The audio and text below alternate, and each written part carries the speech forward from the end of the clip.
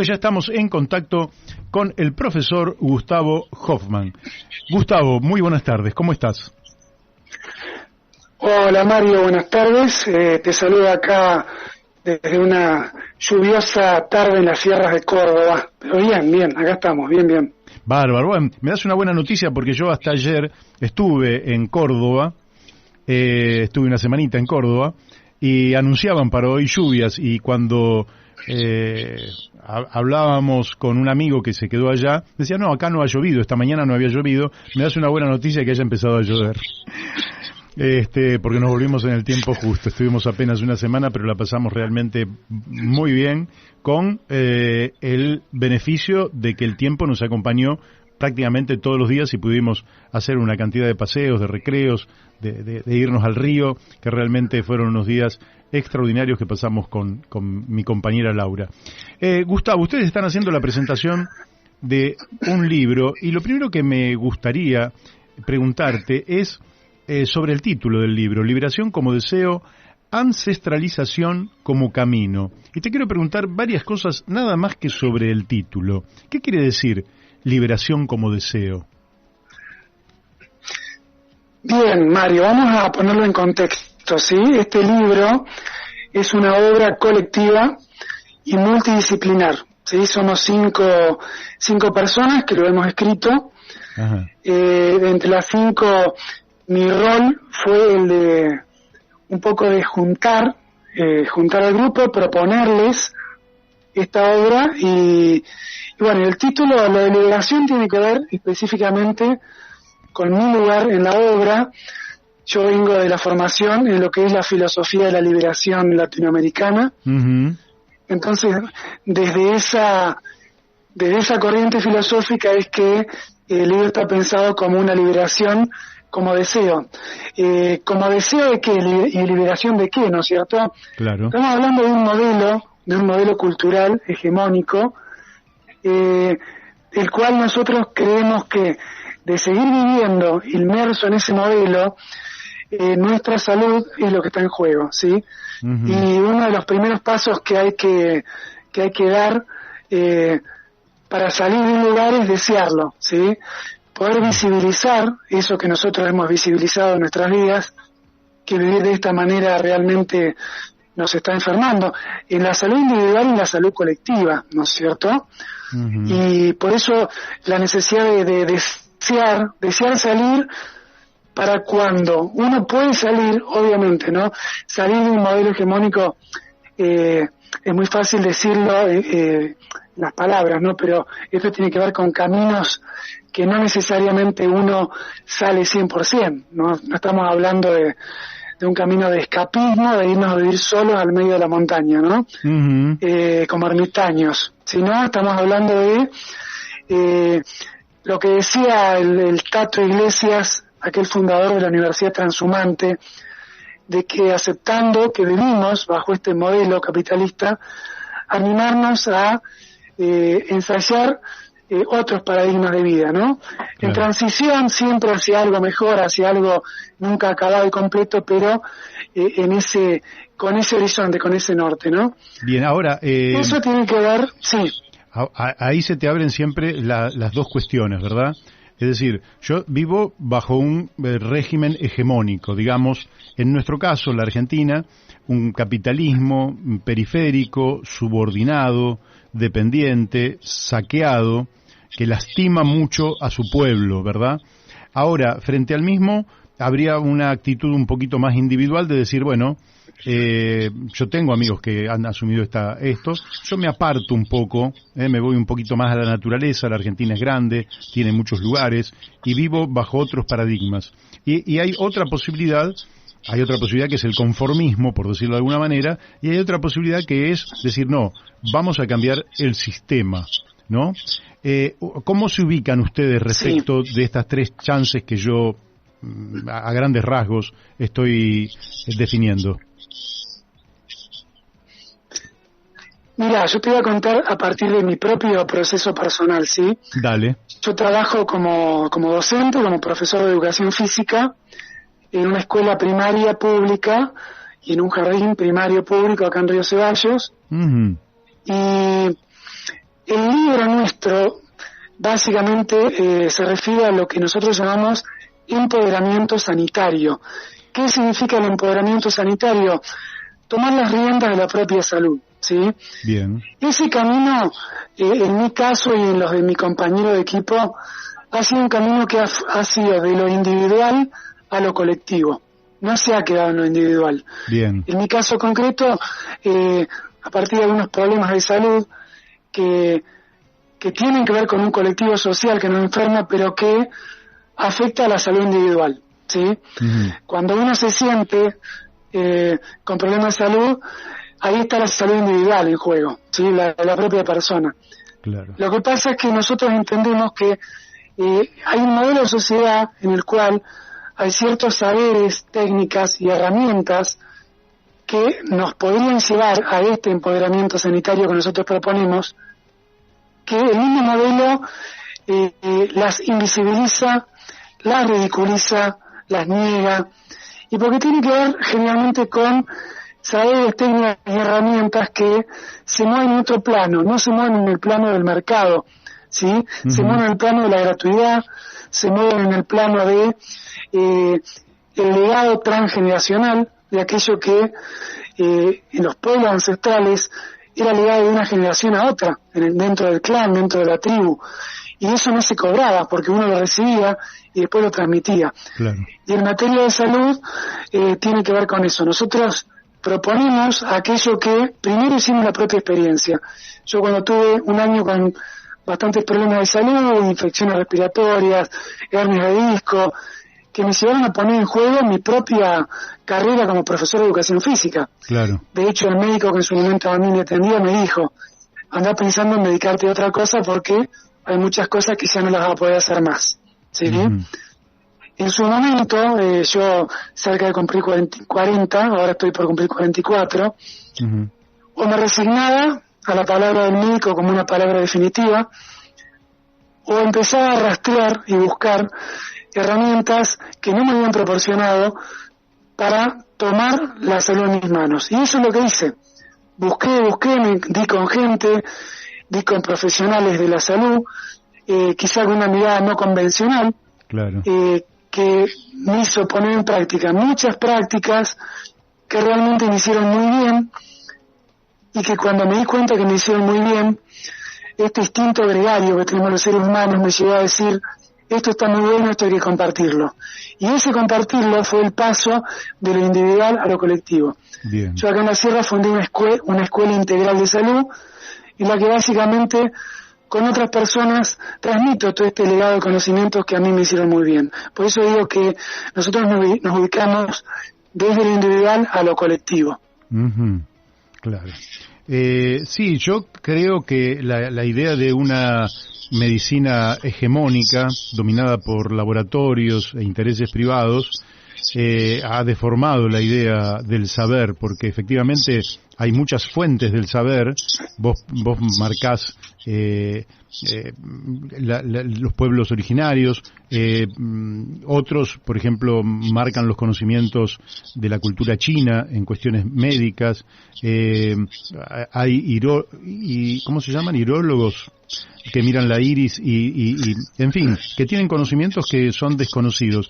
¿Vos creés que en general la sociedad está en capacidad de aceptar estos otros puntos de vista como el que vos estás planteando, o pensás que la sociedad se retrae y justamente solamente queda con la medicina tradicional y no se sale de la misma? Mira, te lo voy a responder desde Iván Illich. Sí, Iván Illich en los años 70, él en Cuernavaca, en México, él escribe ya en los 70, a principios de 70, un texto llamado Némesis Médica.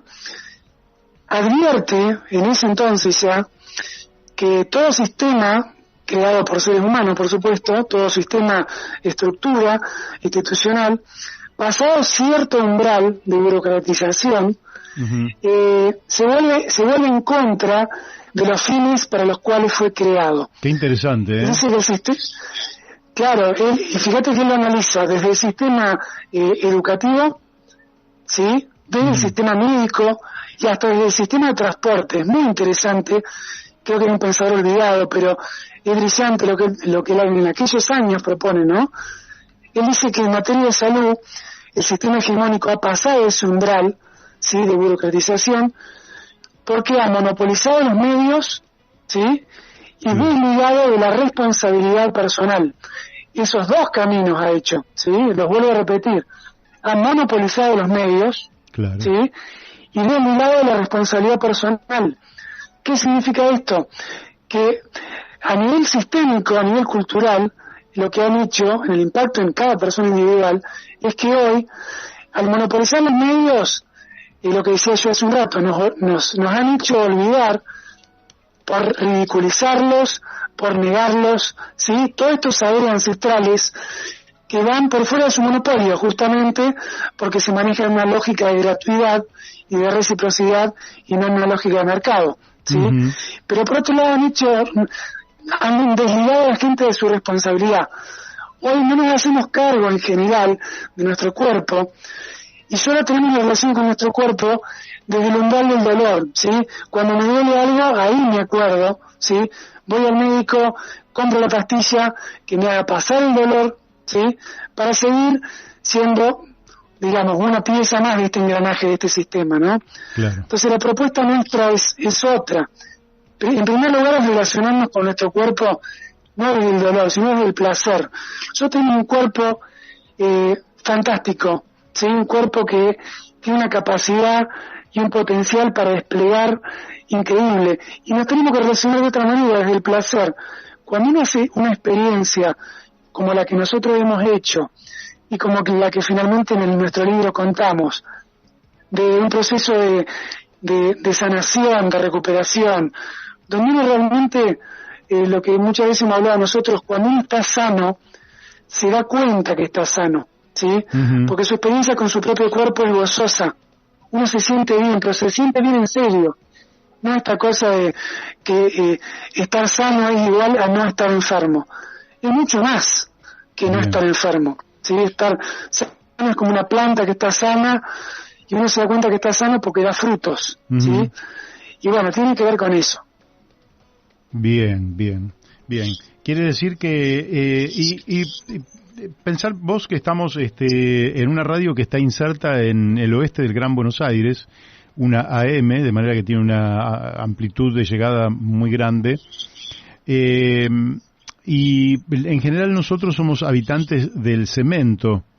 ¿Qué le dirías vos a nuestros oyentes respecto de cómo volver a vincularse, tanto sea con su cuerpo como con el sistema tradicional, al cual ustedes no niegan la existencia, digamos, del sistema tradicional, porque eso existe y va a seguir cumpliendo un rol? Pero ¿qué le dirías vos a un oyente que en este momento te está escuchando y dice, eso me interesa, pero no sé realmente qué podría hacer yo de distinto a lo que hago, porque efectivamente voy al médico cuando me duele algo, voy al dentista cuando me duele una muela, y la verdad es que no disfruto de mi cuerpo todo lo que podría hacerlo?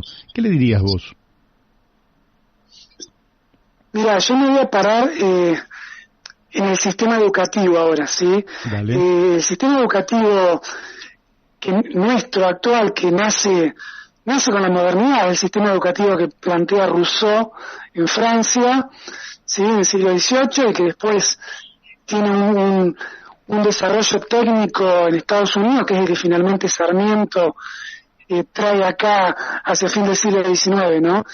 Ese sistema educativo tiene un déficit fundacional que es el mismo déficit de la modernidad, el pensar que tenemos que arrancar desde cero, ¿sí? Uh-huh. Entonces, es lo que pasó, fíjate, yo soy oriundo del sur de Buenos Aires, ¿no? La campaña del desierto es la modernidad llevada al plano material y a las decisiones políticas, ¿no? Sí. ¿Qué hago en la Pampa Argentina? Corro a la gente, hago un genocidio real, lo llamo campaña del desierto, cuando en realidad no era un desierto, porque había gente, sí. Y empiezo de cero. O sea, es como si fuera un plano, despliego, saco a la gente y armo las ciudades, traigo inmigrantes europeos, pero empiezo desde cero. Bueno, eso es la educación moderna, y muchas veces nosotros tenemos tan incorporado eso que no sabemos, no nos damos cuenta, y cuando se quiere hacer un cambio de vida en materia de salud, de empoderamiento, pienso que tengo que empezar de cero. En realidad, tengo que rastrear muchas cosas que siempre estuvieron, ¿sí? Inclusive yo te diría el mismo oeste de Buenos Aires, del cual me hablas, pero muchas veces están por fuera de nuestro horizonte de visión. No lo vemos, no porque no está, sino porque nos han educado a moverlo. Cuando uno se corre, empieza a hacer un camino distinto. Estoy hablando de mi propio proceso, no es una idea solamente, sino una convicción. Resulta que yo empecé a dar con mucha gente que ya estaba, que siempre había estado, productores orgánicos, sí, de frutas, verduras, huevos, siempre habían estado acá en Córdoba porque me toca a mí. Pero yo te puedo asegurar que cuando uno empieza a visibilizar otras cosas, se da cuenta que eso siempre estuvo. Forma parte del entorno en el cual vive. Pero uno tiene que por ahí dar el paso de cambiar para empezar a ver el panorama de lo que ve y ve otra cosa. Con esta misma lógica es lo siguiente, que muchas veces en una mesa familiar uno come de una manera distinta y la reacción de aquel que no ha cambiado su modelo es pero vos no podés comer nada, por ejemplo, o si salgo del súper, ¿qué hago? Yo soy una persona prácticamente que en un proceso lento y gradual, no de un día para otro, obviamente, pero prácticamente el supermercado no existe en mi vida. Mira. Y vos decís, ¿cómo? ¿De qué manera, no? Y bueno, nosotros desde mi espacio de salud, lentamente fuimos contactando productores orgánicos, hacemos compras comunitarias en pequeños grupos, ¿no? De frutas, verduras y huevos orgánicos. Lo que es carne, bueno, yo acá en mi pueblo he contactado gente que trabaja con cerdos de libre pastura. No todo es ideal, eso no significa que de vez en cuando también hacemos algún tipo de compra de alguna otra carne de frigorífico o algún producto de supermercado, pero siempre en transición hacia algo mejor, ¿sí? No es un día para otro.